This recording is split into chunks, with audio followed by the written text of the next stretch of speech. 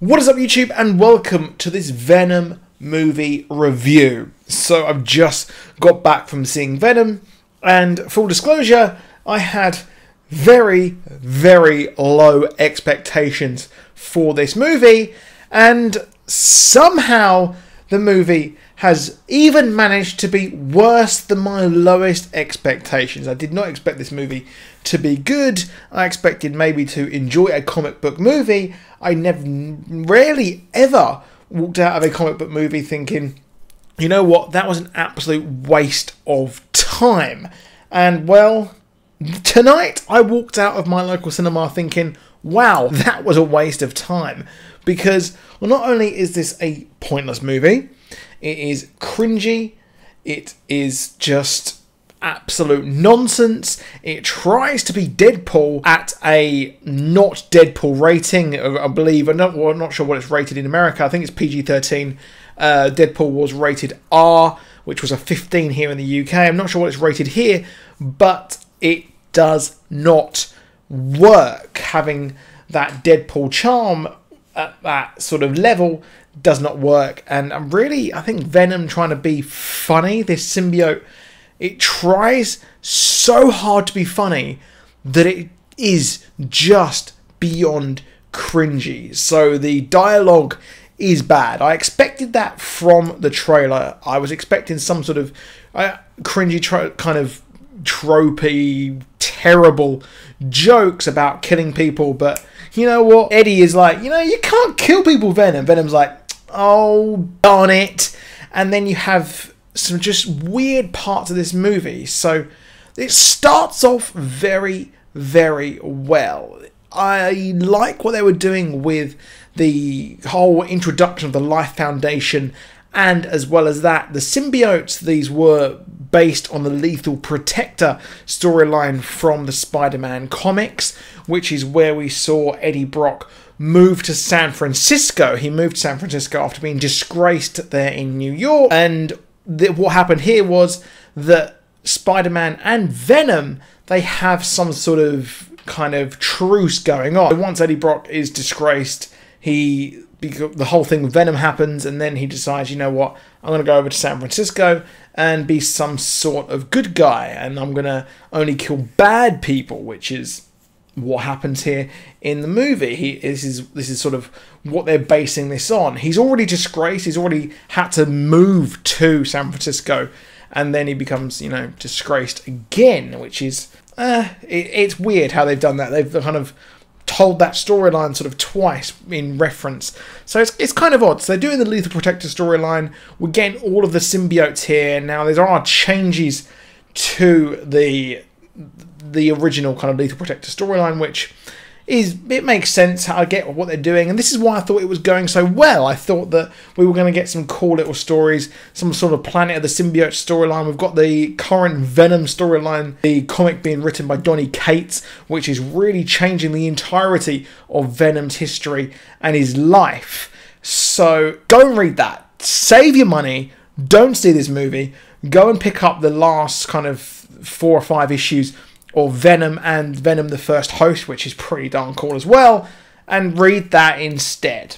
Video over. No, I'm going to talk a bit more about the movie, because there are many parts of this which were just awful. It just feels like it was plucked out of 2003, plucked out of time, made, and then brought back here into 2018. It really does feel like that era, you know, where we had like Spider-Man, we had X-Men, we had Blade. They were great. Like, they were great movies. And then Hollywood went, we're going to make more. We're going to make more comic book movies. Like, some guys just sitting there going, yeah, these kids love them. They love them. They love this funny books. Make more movies. And then we got Ghost Rider. We got Fantastic Four. We had... Boy, I never thought that it would recover from that. And, well, it did, because I went into seeing Iron Man in 2008 thinking, why the hell have they made an Iron Man movie? Who cares? Then they made a Hulk movie again, which, that's underrated. That kind of period of these bad comic book movies, that's where this sits. That's where this sits. The editing, the wacky Eddie Brock, where he's overtaken by the symbiote, and he's like, whoa, this is crazy. What's he going to do next? It just was awful, and it doesn't get Eddie Brock. He's moved out. He has fallen out with pretty much everyone he loves, and then this symbiote takes over him when he's completely down and out, and well, he goes around committing crimes and then becomes reformed in the end. And it just feels like they've missed out half of the story, where Venom has sort of reformed, and they do reference him like being bad. It just doesn't really fit in. Tom Hardy's overacting is just abysmal, and the weird sort of Venom voice they've got, it sounds like Megatron, and it's weird hearing Megatron wanting to rip people's heads off, and then that goes on. It's just absolutely bizarre. And like I said, I thought that from the start they've got the Life Foundation, which of course was the villain in Lethal Protector, who created these symbiotes from Venom to try and actually take over the world, or protect the world from their new world order, because they thought that the world was going to be destroyed. Props to this movie because it updates that, it pushes it forward to the storyline of global warming. So it updates it. But they update the Life Foundation storyline pretty well. I will give them credit where credit's due. But the Carlton, the main villain, it just is bizarre. It is an odd sort of magnate kind of weird allegory for trying to have a go at big business, but he's trying to do the good right thing. And then they've got spaceships, and you know what they're trying to do? They're trying to create an Elon Musk character, except that there's no character there. It's just a textbook villain who's doing naughty things in secret, gets found out. The character has no sort of vision, like anything about him. It just doesn't work. And Riz Ahmed's a great actor. Go and watch him in 4 Lions, one of the greatest comedies ever made. And here, nothing really happens. He's just evil for evil's sake, which is the real shame. There is next level plot holes in this movie. There are things they work out how to actually defeat Venom. They work out what affects the hosts, so they decide to go and chase Venom. They've watched Venom kill loads of people, and then they decide to chase him and shoot him with guns, and it never works, except that they don't use the kind of revelations that they found before. And there are editing holes, there are plot holes. The editing of the movie is just weird. It's just very jump cutty. And there's parts where it just feels like a sort of parody of its own movie. It's like they've got a Venom movie. And by the end of the movie, I kind of thought that the overacting that Tom Hardy was actually doing, he kind of just realised that this movie was trash and was like, I'm just going to play up to it. I'm just going to have some fun. I'm going to muck around. And everyone was like, damn, that's the best acting I've ever seen. And then they allowed it to actually happen. It just doesn't make any sense. But there were some cool little Easter eggs at the start of the movie where we had a spaceship crash, and then we had the mention of who the captain was, and that was Jameson.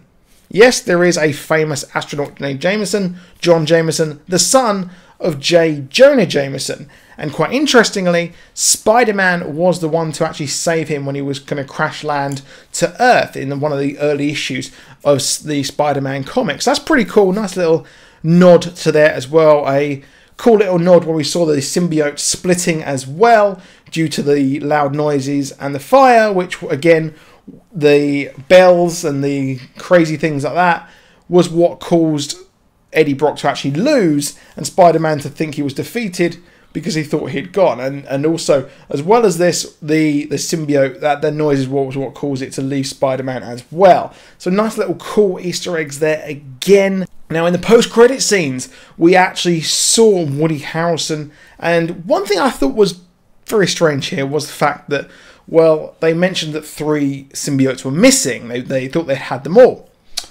Okay, so we had one, which was Venom. We had another one, which was the one that which went all the way from Malaysia to America to just take over the host, the villain towards the end of the movie. Part of me was thinking that he already had a symbiote in him. So we then see Woody Harrelson with the most bizarre wig I've ever seen, looking like some kind of carrot top Annie who had a sex change madness. And then he mentions you want to see Carnage, which is, of course, you know, another symbiote. It was a kind of the sort of son, sort of Venom, who then takes over a crazed prisoner, who then goes on to commit atrocities and murder. Some way say Carnage. Yeah, I'm sorry. But yeah, there are quite a few of these little Easter eggs throughout. The mention of the Daily Globe, which is the Daily Planet, of course, as well. But the movie as a whole was bad. Dialogue, terrible. We had just laughable moments where he's just kind of flying through San Francisco in the air, only to be saved. We had Michelle Williams turn into a Venom symbiote for some reason, and they establish rules throughout if a symbiote takes over you, you have like some kind of symbiote flu. It takes a while to adjust, but she would manage to somehow get taken over right away. It was a big thing that they couldn't find a suitable host for these symbiotes, but Michelle Williams, for some reason, is able to take over or be controlled and not get sick or anything like that and turn into some kind of Venom symbiote lady. And it just looked absolutely beyond cringe. And the humour is flat. The movie is dull, lifeless, and a damp squib, much like most of Sony's Spider-Man output since, well, Spider-Man 2, because Spider-Man 3, forget that ever happened. But that is it for this video. Please drop a like, please subscribe. See you soon. Goodbye.